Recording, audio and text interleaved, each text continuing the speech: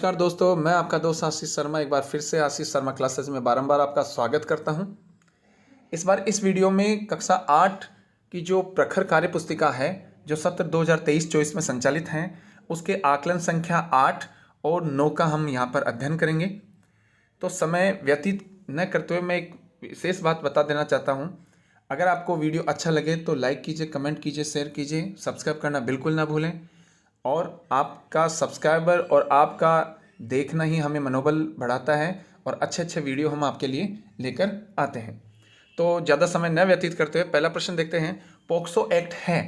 POCSO act जो है आप जैसा कि जानते हैं विद्यालयों में भी संचालित है, सभी जगह जो है सर्वविदित है। पोक्सो एक्ट जो है वो छोटे बच्चों से सुरक्षा संबंधित जो है वो राजस्थान सरकार के द्वारा बनाया गया है। ये 1098 मतलब 1098 इस पर आप कॉल करके जो है वो बता सकते हैं। अगर कोई भी बच्चा के जो होता है उसके साथ अगर कोई दुर्व्यवहार किया जाता है, चाहे वो विद्यालय में हो चाहे आपके आस पड़ोस में हो, अगर आपके साथ कोई दुर्व्यवहार होता है तो 1098 इन नंबरों पर आप जो है वो सूचित कर सकते हैं। तो इसमें पहले प्रश्न का आंसर है छोटे बच्चों की सुरक्षा के लिए। दूसरा प्रश्न है हमारे शरीर में मांसपेशियों का रूप है। तो इसमें जो द नंबर का ऑप्शन है सभी के लिए, अर्थात झुकने के लिए, चलने के लिए, लेटने के लिए जो है वो मांसपेशियों का जो है वो रूप होता है, अर्थात प्रयोग होता है। तीसरा प्रश्न है कु उपसर्ग का अशुद्ध रूप अर्थात अशुद्ध उदाहरण है। देखिए कुसंगति, इसमें उ जो कु है वो उपसर्ग है और संगति मूल शब्द है। इस प्रकार पुत्र मूल शब्द है, कु उपसर्ग है। कर्म मूल शब्द है और कु उपसर्ग है। और कुमार जो है वो एक पूर्ण अपने आप में पूर्ण शब्द है, इस प्रकार कुमार जो है वो गलत है। तो इसमें आंसर हो जाएगा कुमार। इस प्रकार चौथा प्रश्न है मुहावरों के साथ उसके उचित अर्थ का मिलान कीजिए। अब श्री गणेश करना, जैसा कि हम कहते हैं कि मैंने आज दुकान का श्री गणेश कर दिया है। श्री गणेश का मतलब कोई काम शुरू कर दिया है या स्टार्ट कर दिया है। तो इसमें जो ख नंबर का ऑप्शन है शुरू करना, तो इससे हम मिला देंगे। इसी प्रकार लाल पीला होना, कोई बात सुन करके अगर कोई लाल पीला हो जाता है मतलब क्रोधित हो जाता है, अर्थात गुस्सा हो जाता है, तो इसमें क नंबर का ऑप्शन है बहुत क्रोधित होना। इस प्रकार छक्के छुड़ा देना, छक्के छुड़ाने का मतलब है कि जैसे कोई टीम भारत की टीम है, पाकिस्तान को जो है छक्के छुड़ा दिए मतलब उसको बुरी तरीके से हरा दिए। तो इस प्रकार छक्के छुड़ाना मतलब बुरी तरीके से हराना। इसी प्रकार कमर कसना, कोई भी कार्य के लिए चाहे कितना ही कठिन कार्य हो उसके लिए हमेशा हम कमर कसे हुए हैं, अर्थात उसके लिए तैयार हैं। तो इसका ग है तैयार होना। इसी प्रकार पांचवा प्रश्न है निम्नलिखित शब्दों में से प्रत्यय छांटिए। जैसे पढ़ाई है तो पढ़ प्लस आई, इस प्रकार सजावट है तो सज प्लस आवट, गाड़ीवान है तो गाड़ी धन वान, इस प्रकार ग है क्रोधित तो क्रोध धन इत, इस प्रकार सुखी है तो सुख धन ई। इस प्रकार छठा प्रश्न है निम्नलिखित शब्दों में से उपसर्ग और मूल शब्द छांटिए। तो उपसर्ग जो है वो पूर्व में लगते हैं, जैसा कि मैं पूर्व वीडियो में बता चुका हूं। उपसर्ग वो होते हैं जो शब्द और धातु के पूर्व में जुड़कर उसके अर्थ में परिवर्तन कर देते हैं, वे उपसर्ग कहलाते हैं। और प्रत्यय वे होते हैं जो धातु या शब्द के अंत में जुड़कर उसके अर्थ में परिवर्तन करते हैं, वे प्रत्यय कहलाते हैं। तो यहाँ पर उपसर्गों की बात हो रही है। जैसे अजय है तो इसमें ए धन जय, तो ये ए उपसर्ग हो गया और जय जो है वो मूल शब्द हो गया। इस प्रकार ख है विज्ञान, क है विज्ञान, इसमें वी जो है वो उपसर्ग है और ज्ञान जो है वो मूल शब्द है। इस प्रकार उपसर्ग और मूल शब्द को बनाकर ये विज्ञान का निर्माण हुआ है। इसी प्रकार ख है सुशासन, सुशासन, तो सु उपसर्ग है और शासन इसमें मूल शब्द है। तो सुशासन मतलब अच्छा शासन। इस प्रकार सातवां प्रश्न है निम्नलिखित वाक्यों में उचित विराम चिन्ह लगाकर उन्हें दोबारा लिखिए। अब देखिए विराम चिन्हों का जो है वो ज्ञान आपको होना आवश्यक है। जैसा कि आपके हिंदी के जो अध्यापक है वो आपको पढ़ाते वक्त इनका ज्ञान कराते होंगे। अगर आपका ज्ञान नहीं कराते तो हिंदी के विषय अध्यापक से आप जरूर पूछें। तो देखिए यहाँ पे है हमारे देश में तरह तरह के भोजन, तरह तरह की पोशाकें प्रचलित हैं। अब इस वाक्य में कहीं भी कोई भी विराम चिन्ह का जो है वो प्रयोग नहीं किया गया है। तो यहाँ पर हम देखेंगे हमारे देश में तरह तरह, दोनों तरह तरह के बीच में देखिए योजक चिन्ह का हमने जो है वो यहाँ पर देखिए योजक चिन्ह का जो है वो प्रतीक हमने यहाँ पर डाला है कि भोजन, फिर यहाँ पर पूर्ण विराम, यहाँ अल्प विराम, तरह तरह, फिर यहाँ पे योजक चिन्ह की पोशाकें प्रचलित है और अंत में यहाँ पर पूर्ण विराम का हमने प्रयोग किया है। इस प्रकार दूसरा है शेर बोल उठा स्वागत है सियार महाराज। तो शेर बोल उठा पूर्ण विराम, स्वागत है सियार महाराज पूर्ण विराम। ठीक है। 8वां प्रश्न है दिए गए विराम चिन्हों और उनके नामों का सही मिलान कीजिए। अब पूर्ण विराम देखिए, पूर्ण विराम का हमने चौथे नंबर का जो ऑप्शन है, जब एक लाइन पूरी खिंच जाती है तो वो पूर्ण विराम का चिन्ह प्रतीक माना जाता है। इसी प्रकार प्रश्नवाचक दूसरा जो है वो पहले नंबर से ऑप्शन से मिल जाएगा, जैसा कि आप इसमें वीडियो में देख पा रहे हैं, पूर्ण विराम के चिन्ह से मिल गया है। इस प्रकार विस्मय बोधक चिन्ह जो है वो दूसरे नंबर के ऑप्शन, एक लाइन खींच के उसके नीचे एक छोटी सी बिंदी लगाते हैं, वो विस्मय बोधक होते हैं। और अल्प विराम चिन्ह होता है जहां पर एक छोटा सा कोमा टाइप में लगता है तो उसको अल्प विराम कहा जाता है, जो तीसरे नंबर के ऑप्शन से ये मिल जाएगा।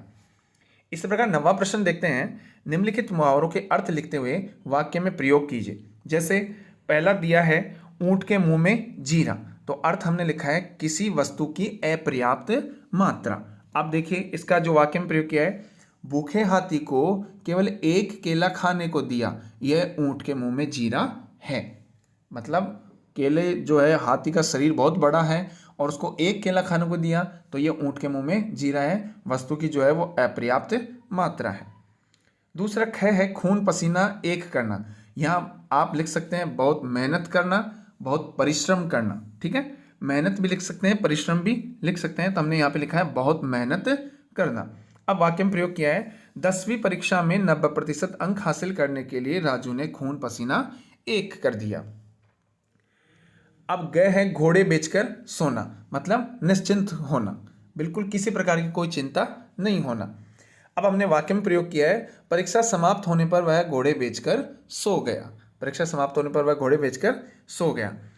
आपको देखिए वीडियो अगर अच्छे लग रहे हैं तो वीडियो को लाइक करना बिल्कुल ना भूलें। हमने यहाँ आकलन संख्या 8 पढ़ा, अब देखते हैं आकलन संख्या 9।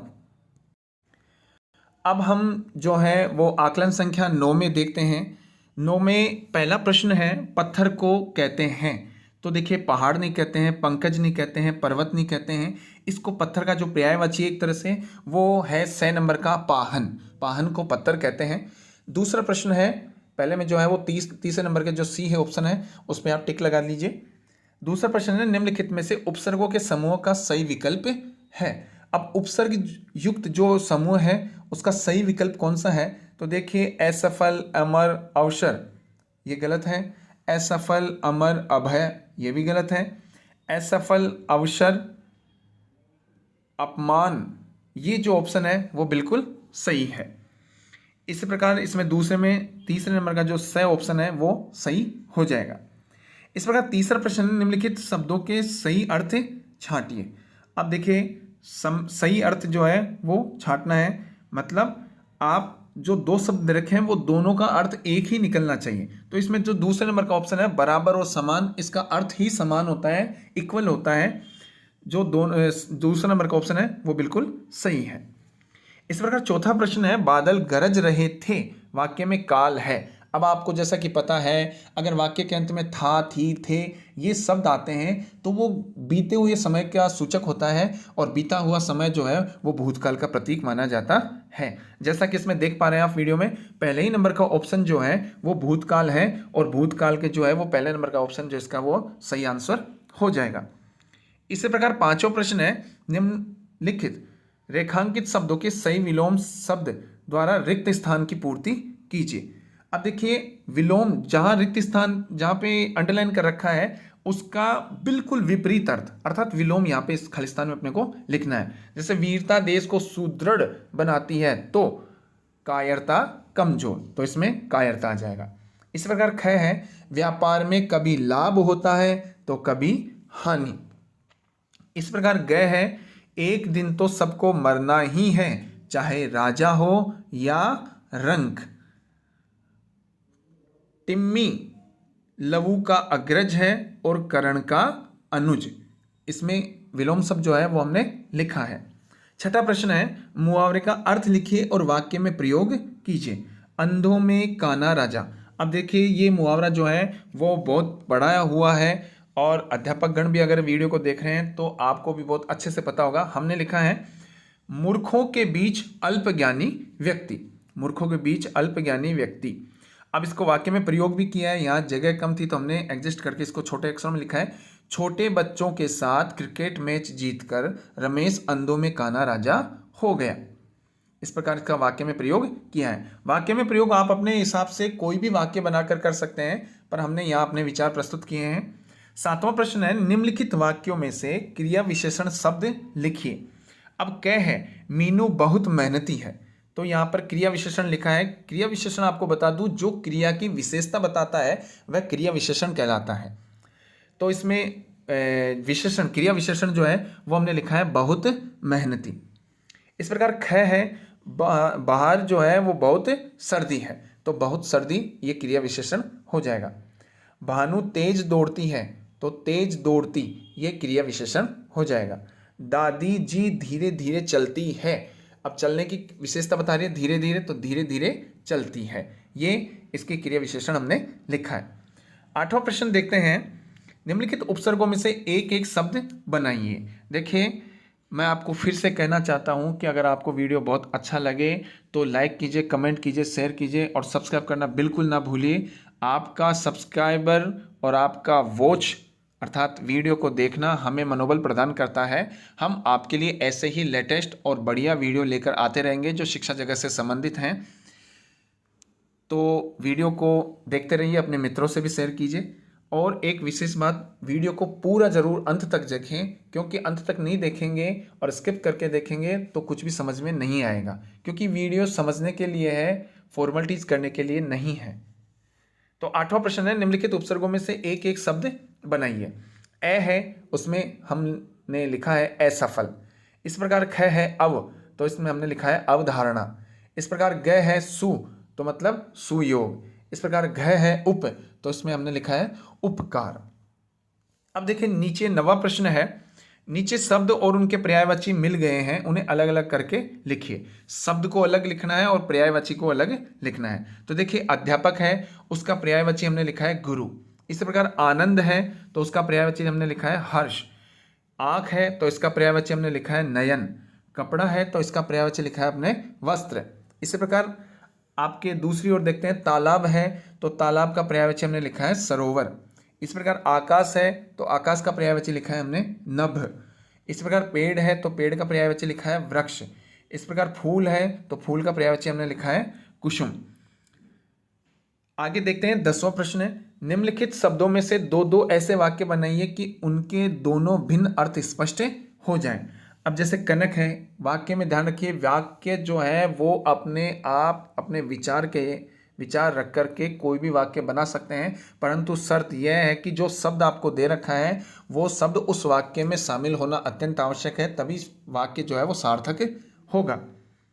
पहला हमने बनाया है, कनक गेहूं, नाम लड़की का है कनक, गेहूं के स्वाद अच्छा है। यहाँ पर हमसे गलती लिख गया है, की जगह जो है वो आप का कर देंगे, कनक गेहूं का स्वाद अच्छा है।